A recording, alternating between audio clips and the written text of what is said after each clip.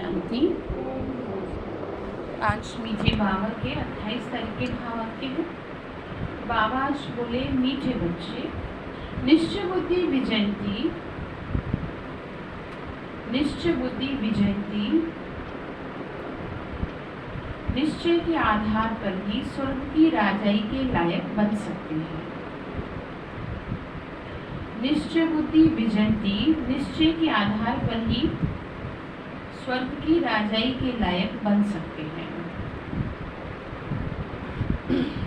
पहला निश्चय चाहिए कि भगवान टीचर बनकर हमें पढ़ा रहे हैं। ठीक है, कौन पढ़ा रहा है? भगवान टीचर बन के हमको पढ़ा रहे हैं। तो निश्चय धारण करें। बुद्धि भटकती है तो उसको ठिकाने लगाएं। प्रश्न है, बाप सर्वशक्तिवान होते भी सब कार्य प्रेरणा से क्यों नहीं करते? तो आंसर है, बाबा कहते हैं, मैं ज्ञान का सागर हूँ, मुझे ज्ञान सुनाने के लिए आना ही पड़ेगा। प्रोफेसर अगर घर में बैठ जाए तो पढ़ा कैसे सकेगा? मुझे तो तुम बच्चों को पढ़ाकर लायक बनाना है, स्वर्ग का वर्षा देना है। इसीलिए मैं शरीर का आधार लेकर आता हूँ। इसमें बच्चों को जरा भी संशय नहीं आना चाहिए। ठीक है, किसका शरीर लेते हैं? ब्रह्मा बाबा का। ठीक है, और हर सेंटर में मुरली सुनाने के लिए किसका शरीर लेते हैं? टीचर बहनों का। ठीक है, क्योंकि वो ज्योति स्वरूप है तो आपसे कैसे बात करें?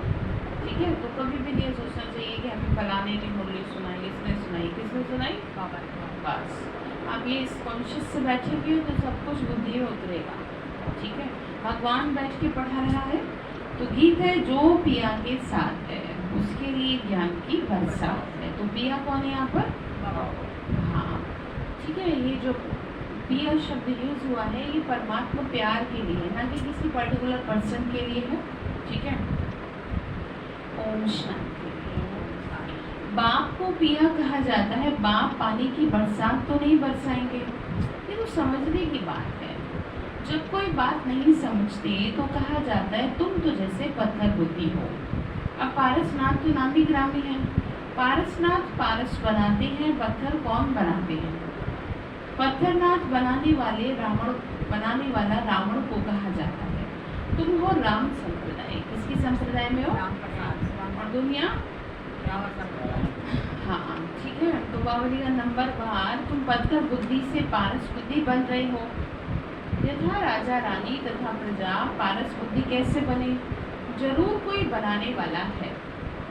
ठीक है, जिसने पारस बुद्धि तो बनाया, परंतु इसमें कोई सूर्यवंशी घराने में, कोई चंद्रवंशी घराने में, कोई दास दासी बनेंगे, फिर कोई प्रजा में साहूकार बनेंगे। तो ये कैसे बनेंगे? किया होगा। अब आप देख लो कैसा बनना है। ठीक है, हाँ, ठीक है ना। तो राजा अब थोड़ी बनता है, इसीलिए राजा क्वालिटी की आत्माएं जो है ना, वो सारे काम छोड़ के अपने पे काम करते हैं। आप समझते हैं? सारे काम छोड़ करके पहले अपने पे काम करें। जैसे कि मैं आपको बताऊं, जो बुद्धिमान लोग रहे हैं दुनिया में, इतिहास में जिनका नाम है, और जो सक्सेसफुल लोग हैं, बड़े बड़े बिजनेसमैन, उन सबकी सक्सेस का कारण यही है कि वो सारी चीज़ों को एक तरफ और अपने आप को एक तरफ रखते हैं। कुछ भी हो जाए अपने आप को डीमोटिवेट नहीं होने देते, अपना पूरा क्या रखते हैं? ध्यान रखते हैं। इसीलिए वो जीवन में क्या होते हैं? सफल होते हैं। तो यहाँ पर भी जो अपने पे पूरा ध्यान रखेगा, अपने मन का ध्यान रखेगा खासकर, अपने मन का, अपने संकल्पों का जो खास ध्यान रखेगा वही राजा बनेगा। तो ठीक है, तो अब आप देख लो कि मैं कितना ध्यान रखती हूँ अपना। तो बामिनी का निराकार बाप की ही महिमा है। ज्ञान सागर है तो ज्ञान सुनाने के लिए उनको शरीर जरूर चाहिए जो संस्कार ले जाते हैं। उस अनुसार कर्म करने के लिए शरीर तो चाहिए ना। वो तो है निराकार परमात्मा, उनकी बड़ी भारी महिमा है। सबका बाप एक निराकार है, परंतु वह भी तो आत्मा है ना। आत्मा ही ऑर्गन्स द्वारा कहती है, ये है मेरे बच्चे हैं। ठीक है, तो बाबा ने समझाया, मनुष्य ब्राह्मणों को खिलाते हैं, उनमें आत्मा को बुलाते हैं, तो उनसे पूछते हैं।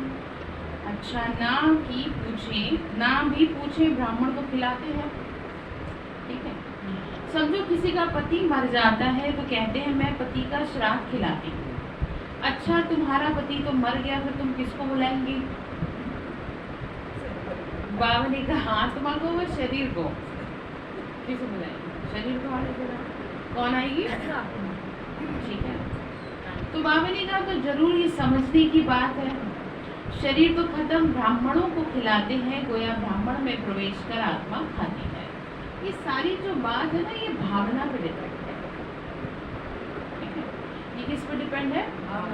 भावनाओं पे डिपेंड है। हाँ, मनुष्य आत्मा एक बार शरीर छोड़ने के बाद किसी दूसरी की आत्मा में आ करके भोजन करे, ये 1% है। ठीक है, ये 1% है, बाकी तो वो क्या स्वीकार करती है? बस। तो इसीलिए आप देखो ना, जब ये भोग लगाते हैं, मंदिरों में भी भोग लगता है, तो कोई खाता थोड़ी है, लेकिन आपकी भावना और भासना दोनों ही स्वीकार करी जाती है, उसी के हिसाब से आपकी आगे के लिए बुकिंग हो जाती है। ठीक है, उसी के हिसाब से आपको आगे पकवान मिलेंगे खाने को, उसी के हिसाब से आपको VIP ट्रीटमेंट मिलेगा। हाँ, तो इसीलिए क्या करें फिर? हाँ, ठीक है, गोया ब्राह्मण में प्रवेश कर आत्मा खाती है। क्या सबूत है इस बात का? कोई सबूत है? फलानी आत्मा ने आके खाया है। जो मर गया उसकी आत्मा आती है, आती तो जरूर है। आत्मा आकर बोलती है, उनसे पूछती है फलानी चीज़ कहाँ रखी है, तो बताती भी है। अच्छा, ये जो बात है ना, ये बहुत पावरफुल आत्माओं पर डिपेंड करती है। ठीक है, जो बहुत ज़्यादा पूजा पाठ करता हो, बहुत ज़्यादा, जो किसी एक की क्या करता हो, बहुत भक्ति करता हो, या तो उसके साथ ऐसा हो सकता है, या कोई योगी आत्मा हो, उनमें ही ताकत होती है अपनी बात किसी तक पहुंचाने की। अदरवाइज आम जनता पर ये क्या नहीं होता, नहीं होता। ठीक है, तो ब्राह्मणों को नहीं देखते, तो जरूर समझते हैं कि हम पति की आत्मा को खिलाती हूँ, पति की आत्मा को माथा टेकती हूँ। ब्राह्मणों को नहीं देखते, किसी के पति के नाम रूप को देखकर माथा टेकते हैं। वह नाम रूप तो भस्म हो गया, तो शरीर भी याद आता है। ब्राह्मणों में आत्मा आती है, दूसरे की आत्मा आई है, ये महसूस होता है। अब आत्मा आई तो जरूर विश्वास रखना पड़े। ठीक है, तो बाबा ने कहा पहले बहुत होता था इससे। तो तुम बच्चों को भी समझाया है कि जिस तरह ये बात हो रही है, उसी तरह परमात्मा भी क्या करते हैं, ब्रह्मा में आके प्रवेश करते। किसके खातिर? बच्चों। तो हमें क्या रखना चाहिए? बाबा का मान रखना चाहिए। ठीक है, मान रखना चाहिए, अदरवाइज क्या होगा कि फिर वो नाराज आपसे हो जाएंगे। जैसे कि मैं कल समझा रही थी किसी को कि अगर आपके घर में कोई मेहमान आता है, ठीक है, आपके घर में कोई मेहमान आया और आप उसके पास न बैठो, इधर उधर घूम के फिरो, कैसा लगेगा? खराब लगेगा ना। तो ठीक इसी तरह से आपने बाबा के घर में रह रहे हो, कन्याओं को समझा रही थी, बाबा के घर में रह रहे हो, या आपने बाबा को घर में बिठाया है, आप उनके पास नहीं बैठोगे तो ये क्या होगा? उनका अपमान होगा, बुरा लगेगा ना। फिर वो टिकेगा कोई मेहमान आपके पास, कहेंगे ये तो बैठे, ये काम ज़्यादा जरूरी लग रहा है, मैं जरूरी नहीं लग रहा। तो बात समझ के फिर क्या करेंगे नंदा भाई जी? हाँ, बिल्कुल ऐसे ध्यान रखिए जैसे आपके घर में कोई बैठा है। ऐसा नहीं है कि आपको लगता है मैं ही बड़ी हूँ या बड़ा हूँ, आपके सर के ऊपर भी कोई बैठा है, बस वो दिखाई ही तो नहीं दे रहा। तो ठीक है, भगवान के पास बीच बीच में जाके बैठे, जहाँ पे आपने बाबा को बिठाया है, और उनसे बातें करें, उनसे बातें करें। तो देखो इस तरह से चीज़ें हो रही। ठीक है नरेश भाई जी, आपकी उस बाबा की फ़ोटो है, तो आप कैसे याद करते हैं? ऐसे मन से याद करते, छोटी सी फ़ोटो आप ले जाना, ठीक है, मैं निकाल के रखूँगी।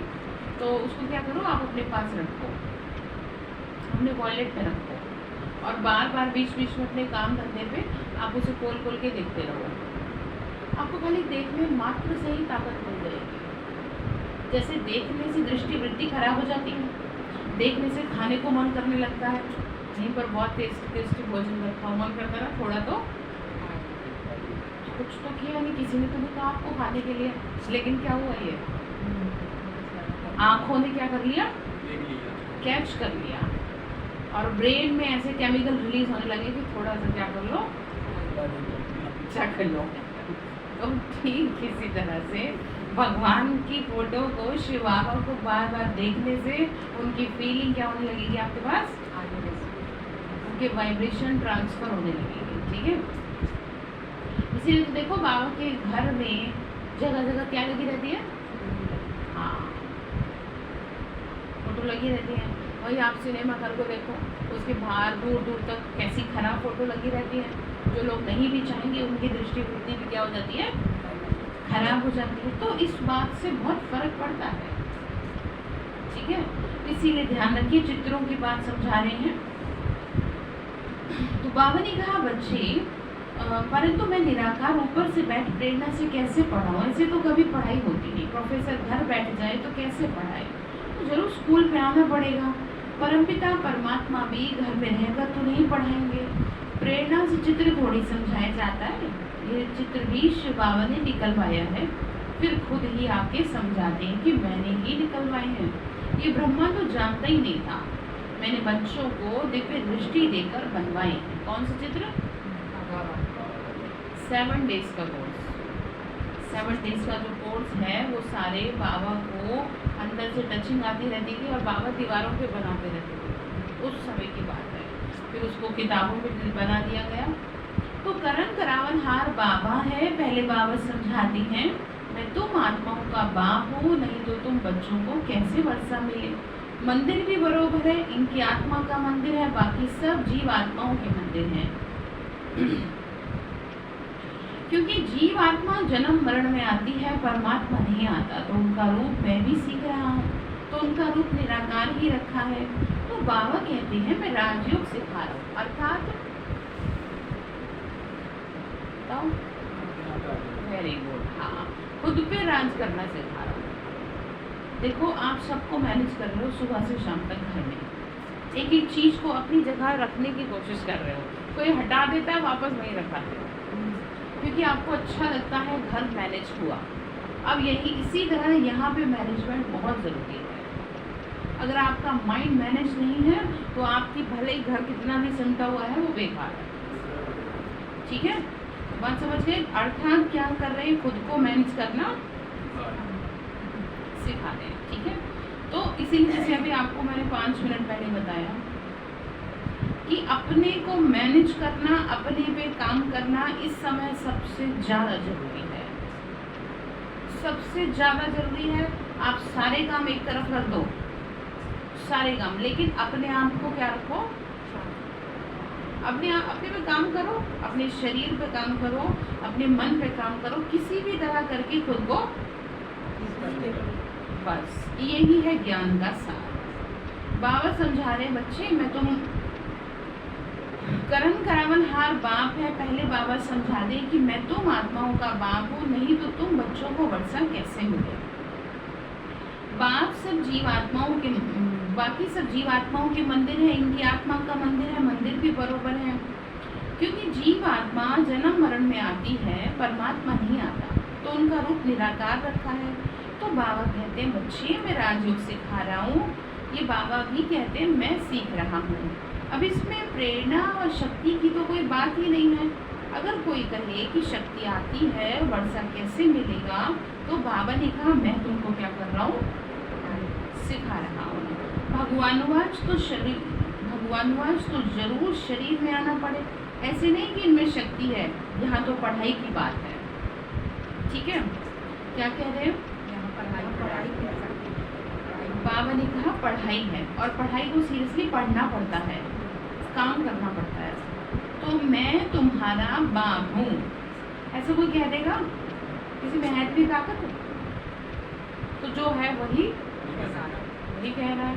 तो इस थोड़ा कॉन्शियसनेस में आया करो, जब बाबा कह रहा है मैं तुम्हारा बाप हूँ, महसूस करो सृष्टि का मालिक भगवान मेरा पिता है और मैं परेशान हूँ। मैं खुश नहीं हूँ, कितनी बड़ी बात है। पीछे भाई जी क्या सुन रहे हो?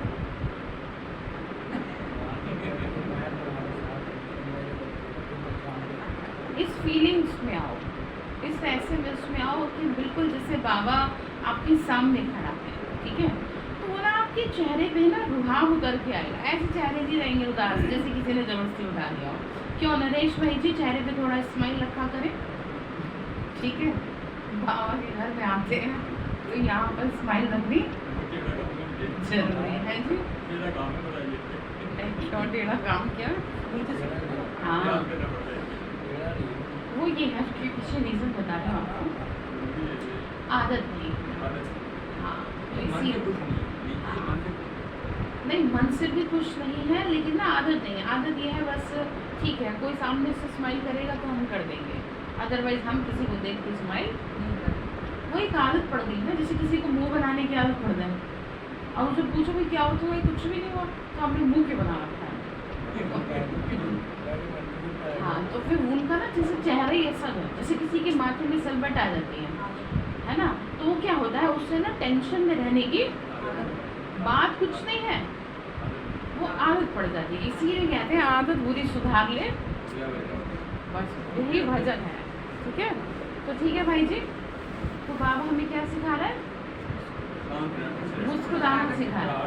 तो ऐसे मुस्कुरा के जाओ, मुस्कुरा के आओ, लोग पूछो तो सही कहाँ से आ रहा हो मुस्कुरा के, तभी तो मज़ा है ज्ञान में, ठीक है। तो बाबा ने कहा कि बच्चे देखो,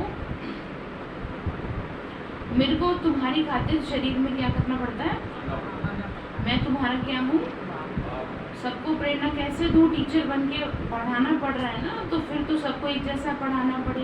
ये राजधानी स्थापन हो रही है, कोई को दास दासी बनना पड़े, कोई को प्रजा बनना पड़े, कोई भी अगर पूछना चाहता है तो बाबा से पूछ सकते हैं हम कहाँ तक लायक बने हैं, ठीक है। मतलब बाबा कह रहे बच्चे मैं तुम्हें ना बता सकता हूँ कि तुम अभी अगर शरीर छोड़ दो तो तुम्हारा क्या नंबर है,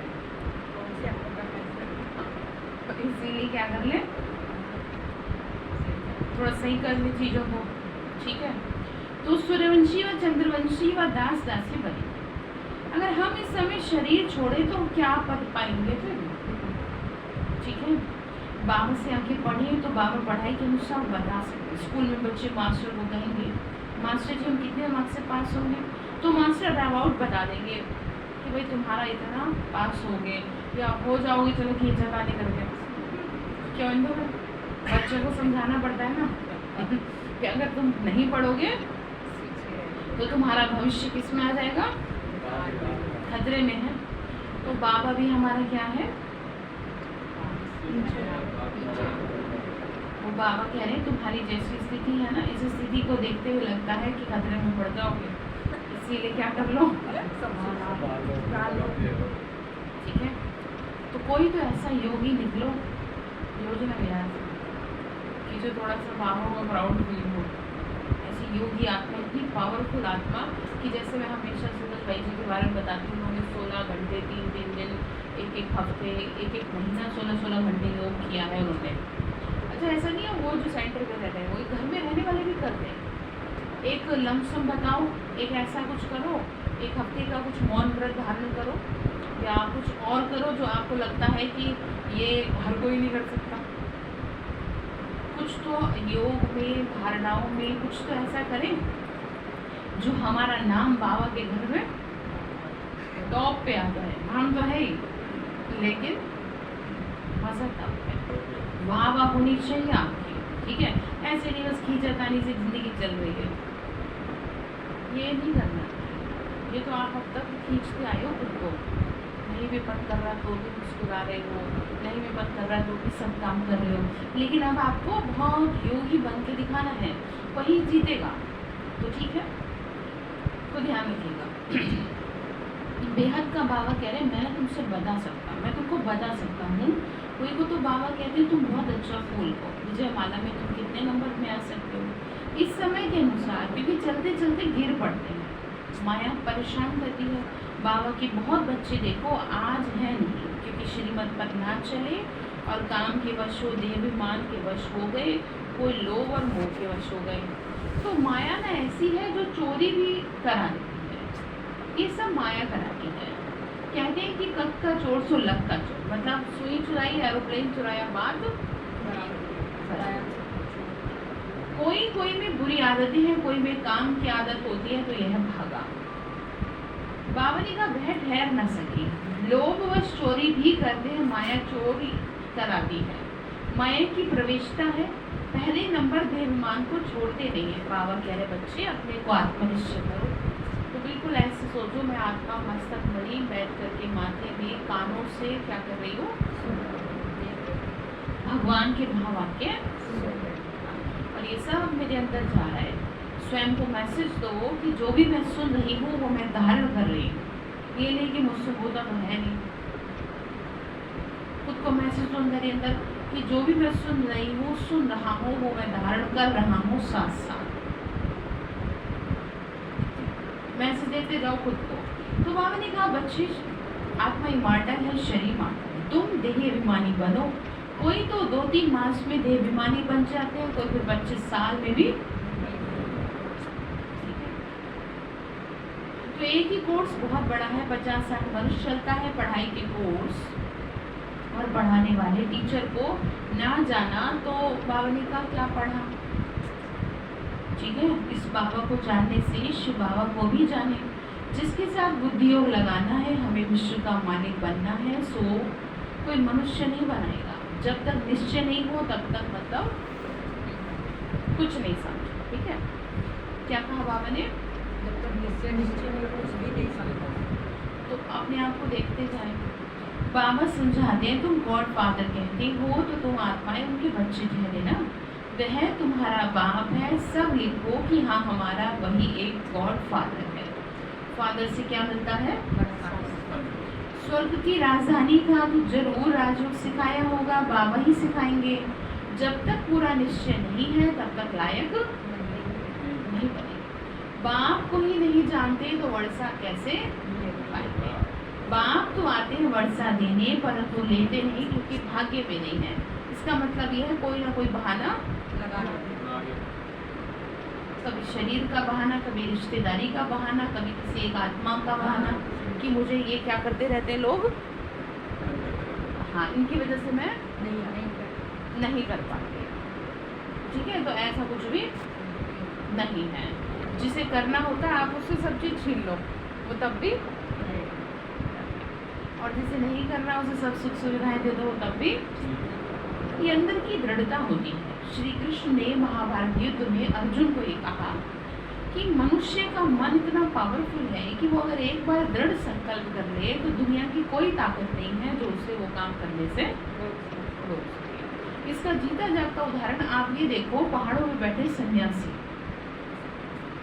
ठीक है, और या अघोरियों को देखो। अघोरी समझते हो, अघोरी बाबा होते हैं, ठीक है, वो भी बहुत पावरफुल होते हैं। दिखने वो वैसे होते हैं लेकिन वो बहुत पावरफुल होते हैं। उनका स्वयं में क्या होता है, इसी वजह से देखो आप ये सोचो पहाड़ों पे ना पानी है ना खाना है, कैसे जीवित है वो, जीवित कैसे हैं? जीवित रहने का कारण है मन। जिसका मन मजबूत है वो कहीं पर भी जिंदा रह सकता है। आप समझ रहे हैं? देखो 8 दिन तक अगर आप शरीर को भोजन नहीं देंगे तो चली जाएगा, लेकिन अगर आप 8 दिन तक सोएंगे नहीं तो मर जाएंगे। ये डॉक्टरों ने बताया। इसीलिए अगर किसी को 2-3 दिन नींद नहीं आती तो उसे नींद की गोली दे दी जाती है, ठीक है। इसका कारण सिर्फ और सिर्फ है अंदर से मन का मजबूत या कमजोर होना। जिसका मन कमजोर है वो चैन की नींद नहीं सो सकता, और जिसका मन पे नियंत्रण है वो फिर पहाड़ों में भी और जंगलों में भी बिना किसी डर के। तो आप समझ गए, तो क्या करेंगे, सार क्या है, ऐसे हो जाओ आप कि आपको देख के ना दुनिया सीखे, ठीक है। मज़ा तभी है, अदरवाइज जीवन व्यर्थ है। तो बाबा समझा रहे हैं। बाबा ने कहा मैं तुमको पढ़ा रहा हूँ, इसमें प्रेरणा की बात नहीं। टीचर घर में बैठ पढ़ाई तो इम्पॉसिबल है, स्कूल में जाना पड़ता है ना पढ़ाने के लिए। तो बाबा कहते हैं मैं आता हूँ शरीर, मैं आता हूँ शरीर में। बाबा ने कहा मैं आता हूँ, मेरा मंदिर भी है। निराकार तो कुछ कर ना सके क्योंकि शरीर लेना पड़े, नहीं तो मेरे में जो सृष्टि चक्र का ज्ञान है मैं कैसे सिखाऊं, तन तो लेना पड़ेगा ना। बच्चे वृद्धि को पाते रहे, एक दो को लेके आते रहते हैं। जो देवी देवता धर्म का होगा उसी का सैपलिंग लगेगा। जो आके ब्राह्मण बनते हैं उन्हों का ही कलम लगता है। ब्राह्मणों का पिता है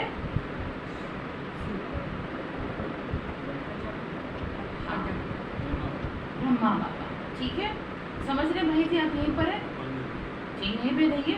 ब्रह्मा का बाप है शिव बाबा, तो रूहानी बाप और जिस्मानी बाप भी है। तुम शिव बाबा के रूहानी बच्चे हो और ब्रह्मा की आत्मा भी शिव बाबा का बच्चा है, फिर जिस्मानी भी ब्राह्मणों का बाप है, जिससे ये ब्रह्मा कुमार कुमारियाँ निकले हुए। तुम ब्रह्मा के बच्चे शिव बाबा के पोतरे हो। ये सारी समझने की बात है, ठीक है। बाबा से कोई बच्चा पूछे ना मैं किस पद को पाऊंगा, तो बाबा कह रहे हैं मैं बता दूंगा, ठीक है। तो अमृत वेले पूछ लेना, बाबा मुझे बताओ, अगर मेरा शरीर छूटे तो मुझे बताओ कोई छोटा पद तो नहीं है मेरा, और नहीं तो मुझे भी थोड़ी सी और क्या दे दो, समय दे दो कि मैं क्या कर लूँ, तैयार कर लो। कोई कोई नई को ले आते हैं, बात मत पूछो, एक बार भी तीर लग जाता है। कोई अच्छे अच्छे पत्र लिख, कैसे अच्छे अच्छे पत्र लिखते हैं, बाबा फलाने ने ऐसी अच्छी बात सुनाई जो पक्का निश्चित हो गया। अब बाबा आई हैं वर्षा लेके छोड़ेंगे, बाबा से कभी मिले नहीं हैं तो ऐसे ऐसे पत्र लिखते हैं, तो समझा जाता है ये सिक्की लता बच्चा है, सैम्पलिंग अच्छा है, झट समझ जाते हैं। श्रीनगर का सेंटर खुला, वहाँ के नए नए बच्चों ने पत्र लिखा, बस अब तो मिलने के लिए अट्रैक्शन रहती है, सिर्फ ये बंधन है, कारण भी लिख देते हैं। जो देवता धर्म के होंगे वही आएंगे, जो कृष्णपुरी में आने वाले होंगे वो ब्रह्मापुरी में आएंगे, ब्रह्मपुरी नहीं। कोई कोई ब्रह्म कुमारी लिखते हैं, ये तो रॉन्ग है, तो उनको कह देंगे क्या को पैदा करती है, ये ब्रह्म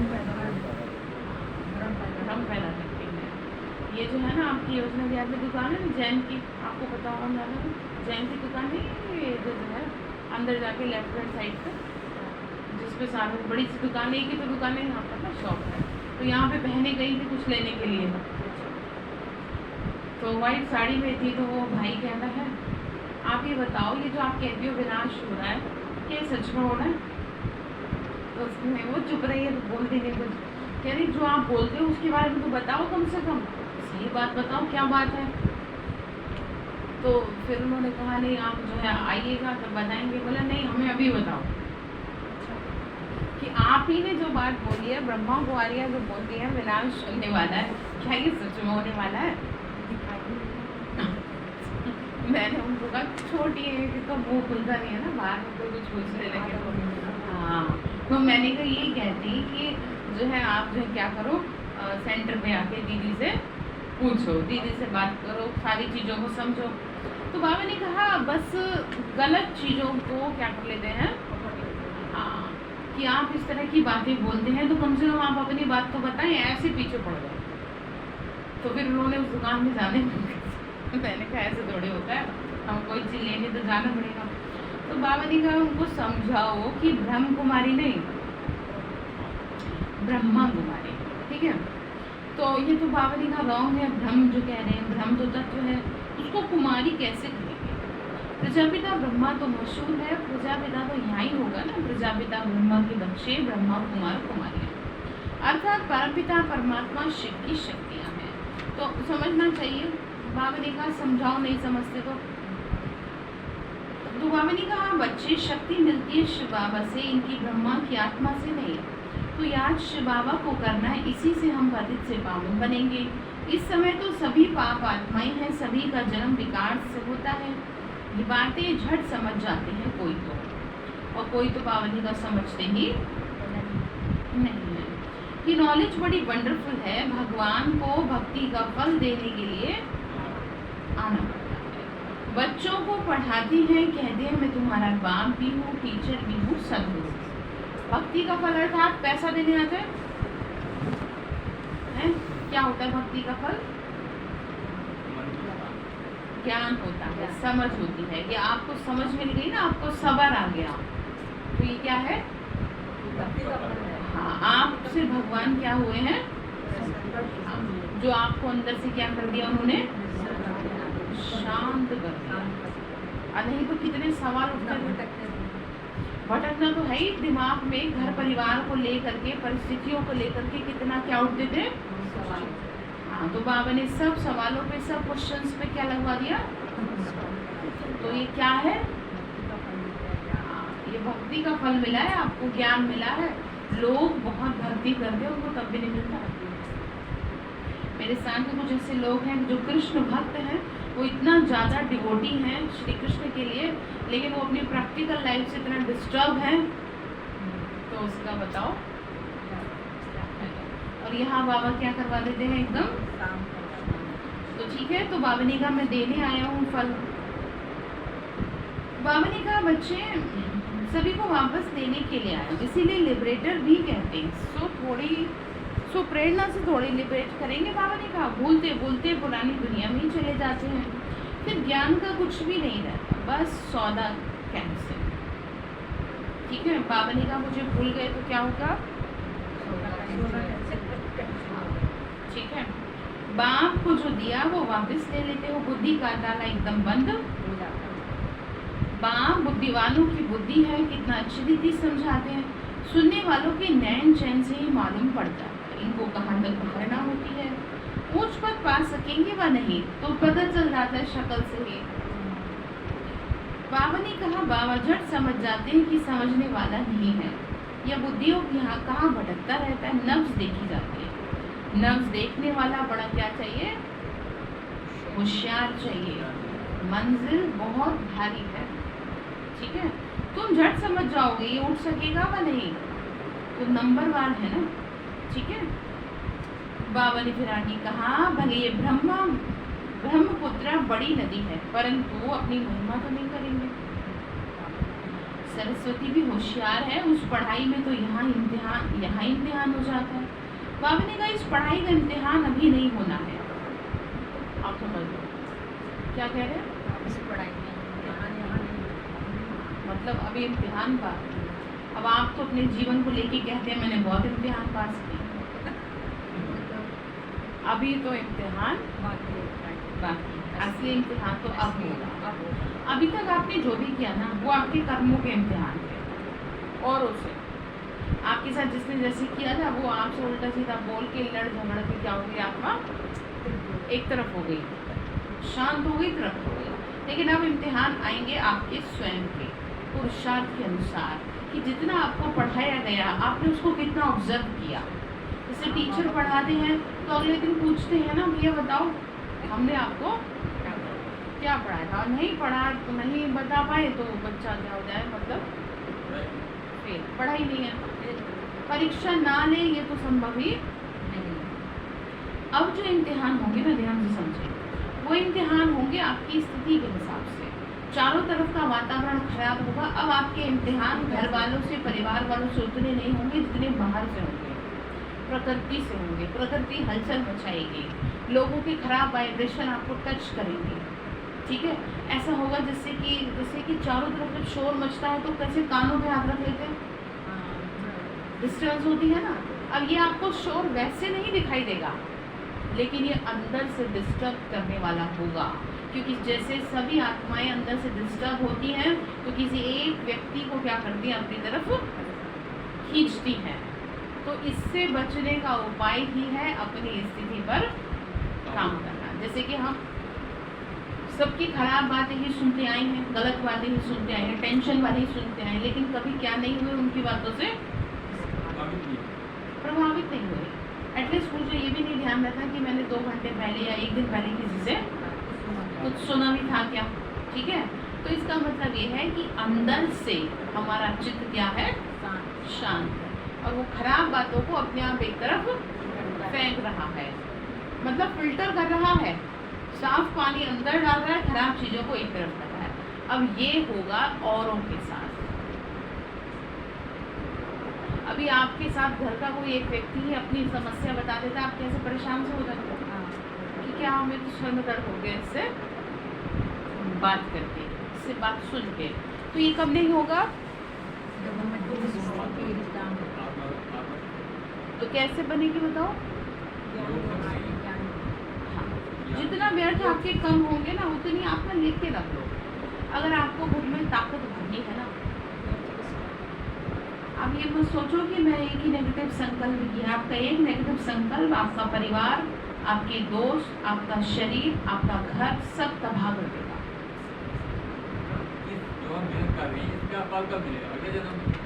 अगले जन्म में मिलेगा और अभी भी जीते जी मिलेगा।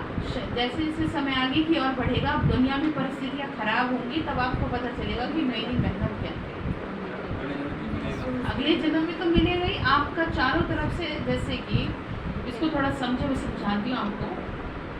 किसी व्यक्ति को तो हर चीज़ इजीली अवेलेबल हो जाती है, किसी को बहुत मेहनत करके भी। इसका मतलब समझ रहे हैं कि जिसे इजीली अवेलेबल हो रही है उसने क्या करी है, पीछे के कर्म उसके अच्छे हैं, उसको उसका क्या मिल रहा है।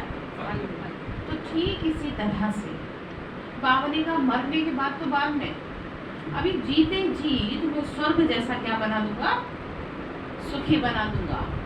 ठीक है, 1-2 साल बीतने तो दो, फिर देखो तमाशा क्या होता है। ठीक है, ये खुद दुनिया कह रही है, बाबा कह रहा है, हालात बिगड़ेंगे और आप देखना अपने आप को कि आपको ऐसा लगेगा जिससे मैं एकदम शांत सुखी हूँ। यही क्या है, ज्ञान है, यही फल है ज्ञान का। लोगों के पास 10-10 लोग होते हैं फैमिली में, वो फिर भी सुखी नहीं रहते, परेशान रहते हैं, प्यार नहीं मिलता। और यहाँ पे आप अकेले क्या है, मस्त है, सुखी। तो ये क्या है, फली तो है कि आप अपने आप में क्या है, हाँ, शांत है, खुश है, मस्त है, आप पे फर्क नहीं पड़ रहा। हाँ, बाहर के वातावरण का फर्क नहीं पड़ रहा है आप पे, आप एकदम मस्त जीवन जी रहे हैं। तो इस बात की आपको बधाई। ठीक है, तो बाबा समझा रहे हैं। बाबा ने कहा बच्चे बुद्धि, हाँ, बाबा ने कहा कि खुद को मैसेज दो, जो सुन रहे हो वो बुद्धि में जा रहा है। बाबा ने कहा माया अदरवाइज क्या कर देगी, ताला एकदम। बाम बुद्धिमानों का बुद्धि है, कितना अच्छी रीति समझा रहे, सुनने वालों के नैन चैन से मालूम पड़ जाता है उनको कहाँ तक धारणा होगी। ठीक है, समझाते हैं। तो बाबा ने कहा कि बच्चे अभी इम्तिहान क्या होगा, इम्तिहान बाकी है, अभी हुआ नहीं है, अभी बाकी। ठीक है, जब तक जिएंगे तब तक ज्ञान अमृत पीते। ठीक है, ये नहीं बाबा अब मेरे बस के नहीं है, क्या नहीं है बस के मेरे हैं नरेश भाई जी, क्या नहीं है बस की। परेशान होके ये ना कहें कि भगवान अब हमारे बस की नहीं समस्याओं को झेलना, अब ये ना कहें आप। ठीक है, शक्तिशाली आपको बनाया है ऐसे शक्तिशाली। भगवान हर किसी को नहीं देता ये काम, उसे ही देता है जिसे पता है कि ये वापस उठ जाएगा। ठीक है, अदरवाइज आप देखो लोगों की नॉर्मल जिंदगी चलती रहती है। मजदूर आदमी रोज कमाता है, खाता है, उसका दिमाग ही नहीं चलता कि थोड़ा चीज़ों को बेहतर करो, क्योंकि भगवान को पता है कि इसके बस की। तो ठीक है, तो चलिए। अच्छा, मीठे मीठे सिक्के लदे बच्चों प्रति माता पिता बाप दादा का याद प्यार और गुड रूहानी बाप की रूहानी बच्चों को नमस्ते। हम रूहानी बच्चों की रूहानी माता पिता बाप दादा को नमस्ते बाबा, नमस्ते, शुक्रिया बाबा, शुक्रिया।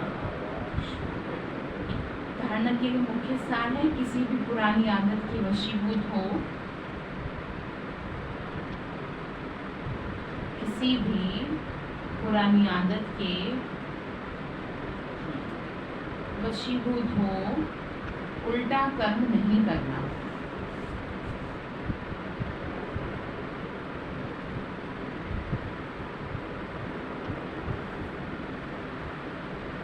देह अभिमान की आदत को छोड़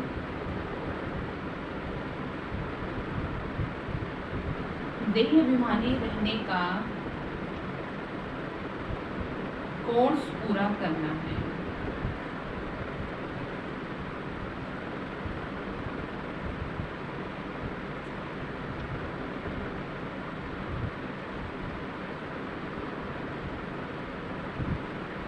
दूसरा पॉइंट है, निश्चय में कभी भी हिलना नहीं है। निश्चय में कभी भी हिलना नहीं है। जब तक जीना है पढ़ाई और पढ़ाई। तो वरदान दिया बाबा ने, करावन हार की स्मृति द्वारा, करावन हार की स्मृति द्वारा सदा बेफिक्र बादशाह बनने वाले,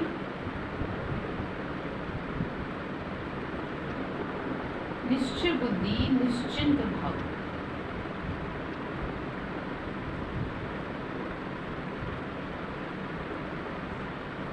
बाबा ने कहा ब्राह्मण जीवन अर्थात बेफिक्र बादशाह। जैसे ब्रह्मा बाम बेफिक्र बादशाह बने तो यही गीत गाते रहे, पाना था सो पा लिया। बाकी क्या, सेवा का काम भी जो बाकी रहा हुआ है वह भी करावन हार कराते और कराते रहे। सदा ये ध्यान रहे, बाप करावन हार बन हमारे द्वारा करा रहे हैं तो बेफिक्र हो जाएंगे। निश्चय है ये कार्य होना ही है, हुआ ही पड़ा है। निश्चय बुद्धि, इसीलिए निश्चय बुद्धि निश्चिंत बेफिक्र रहो। इसीलिए क्या रहना है? हाँ, बेफिक्र रहो। ठीक है, तो बेफिक्र रहते हैं। तो चलिए स्लोगन है, अपनी सर्व कमजोरियों से किनारा करना है तो बेहद की वैराग्य वृत्ति को धारण करो। अपनी सर्व कमजोरियों से किनारा करना है तो बेहद की वैराग्य वृत्ति को धारण करो।